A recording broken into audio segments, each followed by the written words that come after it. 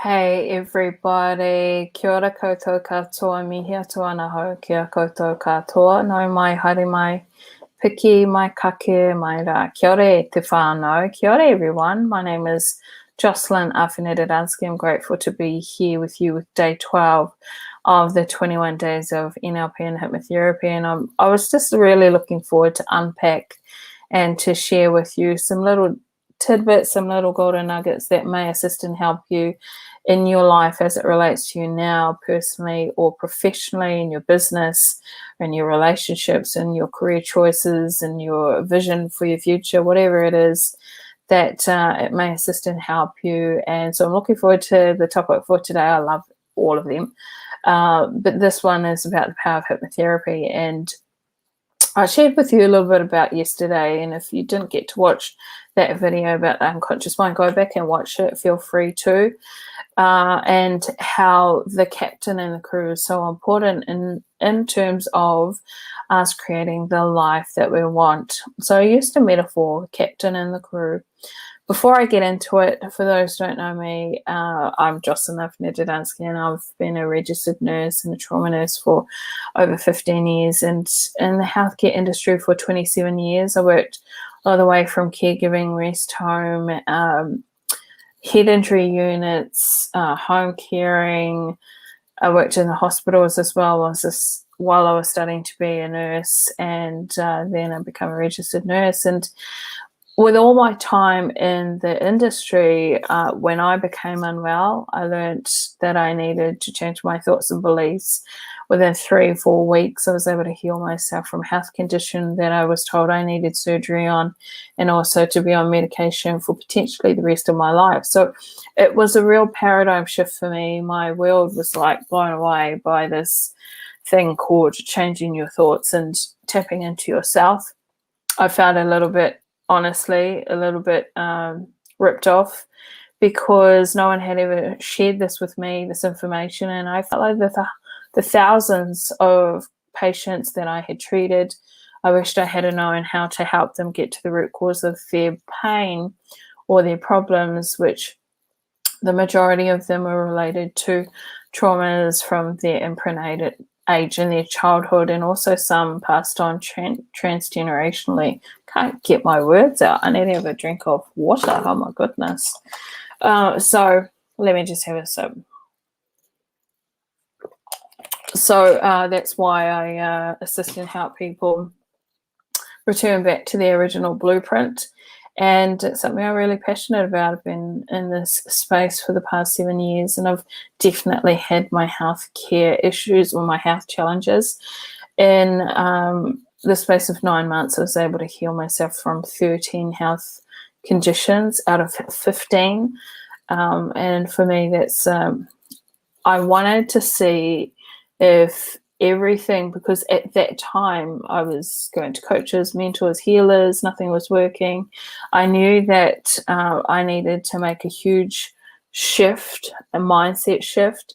There was a toxic environment that I had to come out of, and so I really needed to rebuild myself, rebuild my structural self, emotionally, physically, psychologically, and spiritually as well, and financially. And I knew that no one was going to come and save me. And I had found that out purely by going to all these people thinking they had the answers and coming out empty. They didn't have the answers for me. I had to go looking and searching for those myself. And so returning to my body's wisdom was really one of the keys. It was one of many. I remember when all these things, meditation, returning to nature, say my karakia, my rituals, really writing was a huge healing tool for me. And I remember those things working, and it used to be really quick. I'd get results in 7 days, I'd make my vision board, and bada bing, bada boom, it would happen. And this time around, none of those things worked. I found out that everything that I was doing this time around was not enough, that I needed to go deeper. And so it just sent me on this amazing, phenomenal journey. I ended up having to conjure up all my power. I really had to go deep in terms of where, sometimes you don't want to face facts and you don't want to go to the deep, dark recesses of your unconscious mind that you would rather forget about, because it can be quite painful. But it was the key to my journey within, to really understand and know myself. And as I am today, it's a testament of what I was able to be brave enough and courageous enough to go through. And by no means am I like sitting here on my little pulpit acting and preaching like I've got it all together. By no means am I saying that. No one has it fully together, but I do know that the powerful tools of this assisted and helped me in so many ways that it's just, I can't believe that no one wants to have these skills, or no one seeks them out, because they're so empowering, and that they're not taught in schools. Like literally, that the curriculum for children doesn't have these basic communication skills, these basic linguistic skills, especially with self-talk, especially with how you dialogue with yourself and know yourself and understand yourself and honor yourself. So it's been an amazing opportunity for me to, and a passion of mine, to bring this awareness to women, to men, mainly to women because I am a woman, and I just see that the women of this world have so much potential to assist and help the healing of the planet, and also as it relates to first themselves and then assisting our men to do the same consciously, not from a triggered abandonment, neglectful way, but consciously being able to step into that role to hold space with the men as well, because it's important. Those are our sons, those are our brothers, those are our fathers, grandfathers, and they're essentially the leaders of our world as well as we are. And so together, reunifying that important role without blame, without malice, without any of that distorted trauma, wounding mentality. It's important for us both to come together and be integrated, accepting of each other, and working together in unison rather than on the lower levels of vibration, frequency, and of consciousness. So today, anyway, went a bit off track there, but I felt like that just needed to come through. I am sharing with you the power of hypnotherapy. And so it's not that hard to believe that hypnotherapy has been around for thousands of years, and even in the 18th century. And there's many scholars in history who have historically used and utilized the tools of hypnotherapy. But it's basically an ability to access the unconscious mind, to slow down the brainwave to a really low brainwave where you are easily and highly suggestible, where you can take on new installed beliefs, upgraded beliefs that will empower you and impact your life in a positive way. And that's what's so important, to be careful what you listen to, be careful what you watch, be careful about the conversations you have, with who you spend most of your time with, because if you're highly suggestible, which most people are walking around in a trance, not just now, have been for decades, and if you're not careful where you put your mind and who you're around and who's around you, can easily take on these beliefs of others that may not be of you, but they drive your whole belief system and also your behaviors and also your values, your beliefs, your standards. So it's very important that don't watch the news, that you don't listen to anything negative, and that you attempt to distance yourself, if not fully ban and set a boundary around any sort of gossip and talking about other people and anything that's malicious, that's negative, because it's all low vibrational and it will impact your unconscious mind. It will create and implant outdated or unwelcome things, thoughts, beliefs, words that are coded, that have a reaction and matter and play out in your consciousness and in your life. And so if we're not careful, we can easily create unwanted karmic ties, soul ties, things of that nature that just are unnecessary. And we could just do better by being more conscious about who and what we do with our spare time. And that includes scrolling. So I wanted to bring that in. Sorry, just going off on like these little tangents, apologies. So when it comes to, there was research that was done about some of the modalities, including hypnotherapy, right? And it was done in August 2017, and it was by a guy by the name of Alfred. I remember that name because it's my great-grandfather's name, it's my granddad's name, it's my uncle's name, it's my cousin's name. And he's about to have a baby soon, so yay, congratulations. I'm so excited to meet his little son who's coming and being birthed into the world. Never know, his name might be Alfred too, but he's already had another beautiful son, Aravi, which is the Māori equivalent of Alfred, and sadly he didn't make it. So very special name, Alfred, which is why I remembered his name, the clinical psychologist that I was talking about. So he did a research, and it was like an analysis of all these different research studies that were about hypnosis.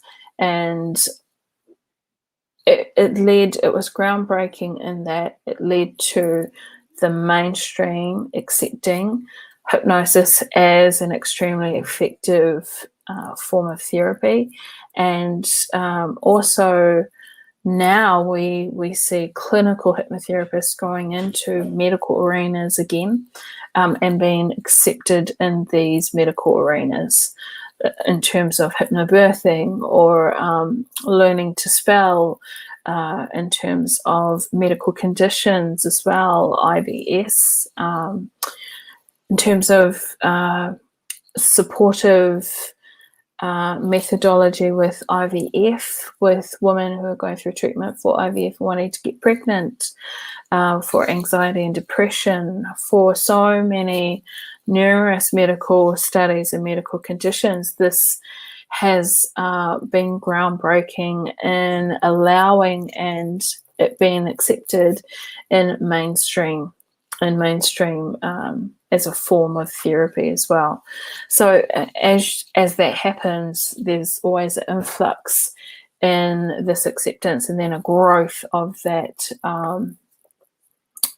area of work, and the opportunities for it as well. So this guy Alfred, he compared about, I think it was 1,000 studies, and what he did was, on all of them being about articles of hypnosis, he found that about 900 articles on psychoanalytic therapy and 350-ish on behavioral therapy. And what he noticed overall was this lasting success rate of the different therapies, and he documented this.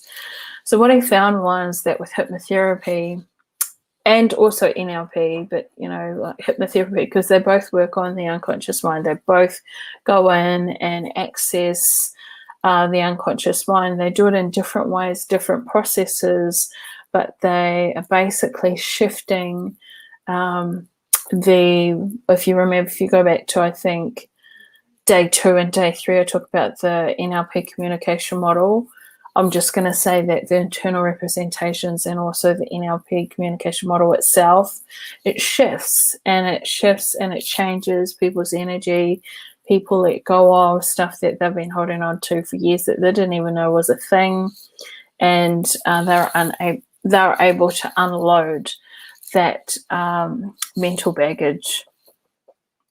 So what he found was with hypnotherapy, had a massive 93% success rate after only 6 sessions, right? And this is comparing it to only a 72% success rate with behavioral therapy after 22 sessions on average. And similarly, 38% success rate with psychotherapy after an average of 600 sessions. So just think about that for a moment. When I was unwell and I had to go to the doctors, and not all doctors provide different things. So I'd go to acupuncture, and then I'd also get my bloods. Then I'd go to another doctor for another thing, and then I'd go to another specialist for another thing. And it's time consuming. It's quite a vulnerable place to be, because you're at the whim of all these tests and these x-rays and CTs and MRIs, and you have to wait for someone to give you the yay or nay about your health. And it's so, not only that in and of itself is stressful, but then to have to do that for 600 times, 600 sessions, and there's average of a 38% success rate. I mean, you do the math. So hypnotherapy was 93% success rate with 6 sessions. And I would say NLP as well, 72% success rate with behavioral therapy after 22 times. 22 times getting out, getting dressed, showered, jumping in the car, driving with all that petrol to wherever you had to go. I would assume it wouldn't be 5 minutes around the corner, at least 15 to 25-minute drive. And then you have to get parking. And then you have to go into the waiting room and wait. And all of that is building up an association in your body. You either feel it, you see it, you hear it, you taste it, you smell it, thinking about it. And then you have to talk about like the stuff that you're trying to avoid, but you bring it up over and over again. Imagine that 600 times or 22 times without any sort of resolution. I'm not saying it doesn't work, but that was the groundbreaking results from that analysis that he did. So that leads us all to conclude that for changing habits and changing beliefs and upgrading them and up-leveling and getting rid of the negative ones, the ones that just don't serve you. Like, you can have them. You can hold on to your stuff. You can hold on to your baggage. You can hold on to your past. Feel free. But my question would be for you is, how is that serving you? And is it serving you? Is it really serving you? Are you hitting your goals and crushing your dreams by holding on to that stuff? I imagine not. And it's okay. It's your choice. Free will. You get to have your stuff and carry it for the rest of your life if you want.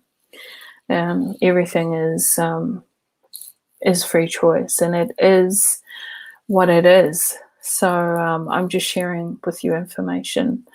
And information is key. Knowledge is powerful with action. If you choose to decide that you could have something more than what you're currently experiencing. So changing beliefs, changing thoughts and patterns, and then in the NLP communication model, actually enhancing behavior. is quite an effective methodology, I would imagine. So hypnotherapy has been accepted, and it is like there's so many other areas that are growing in terms of its scope of practice, in terms of the practitioner being able to bring that type of therapy to their clients if their clients want or choose. I had a lady, like, I'd never done, and this is full disclaimer, I'm totally honest, never done a session on getting pregnant before, but I'm a master at the body. I know the body. And so this lady randomly from one of the websites, she messaged me and she said, hey, I really want to get pregnant. Could you help me? I was like, I can help you.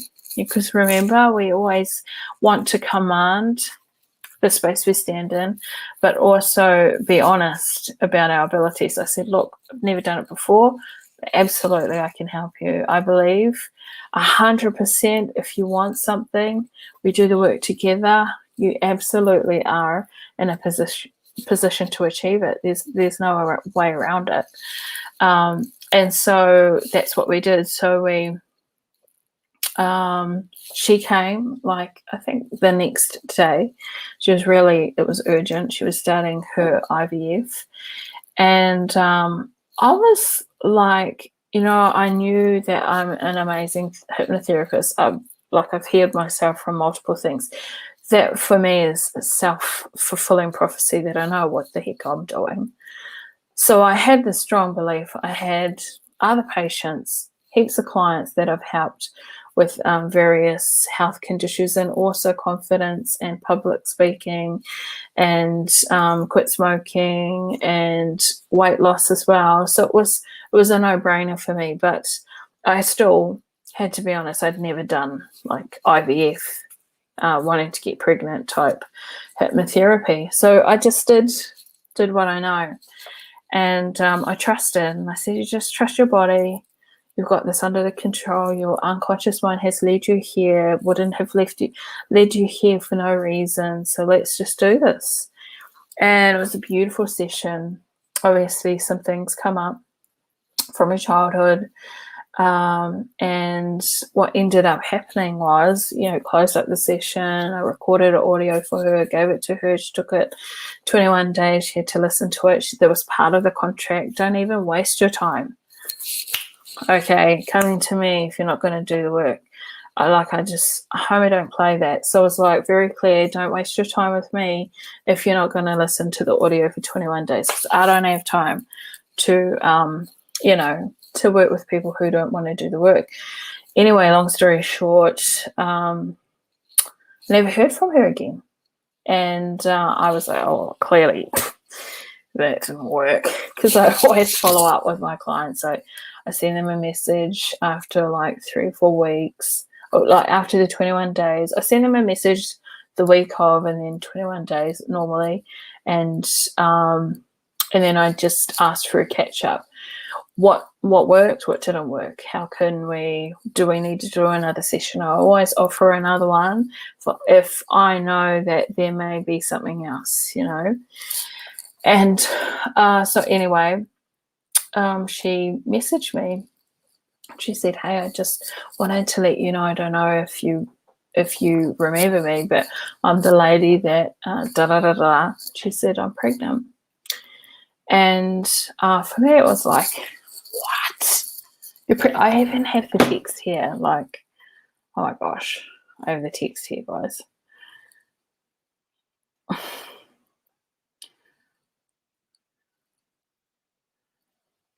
So it was, so that session was in December, and then in March, she messaged me, I'm pregnant. I just got to the hairdresser, so I can't talk. So happy I'm going to have a bunny. Thank you so much. And she had love hearts, and she's just ecstatic, excited, over the moon. So hypnotherapy is a powerful tool. I'm going to leave it at that because I've got 10 more days or 9 more days to unpack it. But it is I just can't. Actually, I would like to do a hypnotherapy session. I may just do that on one of these. I just can't impress upon you enough with words how powerful hypnotherapy is. And it's not about someone doing some voodoo magic on you. Nothing happens with you, with another coach, that you don't, that you're not aware of, and that you don't have the ability to say no. You're always in control. And if ever you feel unsafe with a coach or a therapist or a hypnotherapist or a practitioner or whoever, a healer, and you don't feel heard, seen, understood, you feel like it's a little bit dodgy, just trust yourself. Just end it, go your merry way, no attachment, and find someone who knows how to hold space for you where you feel safe, because the most important thing is that you feel safe when you're doing any sort of work on yourself. That's just a given. So I'm going to leave that with you all. Have a fantastic night. I hope you're doing an amazing job. I'm sure you are. But I hope you're having fun this week. And if you're not, I hope that this may have helped you. If not anything, is that even a thing? I hope that it gives you inspiration or curiosity or a desire, like a little whisper inside yourself or a little fire burning to find out more about your capacity to live your life so aligned to who you are and what you want to be and what you want to bring to the world. That is one of my intentions of many. I hope you have a fantastic night. Have a great week. I'll see you tomorrow.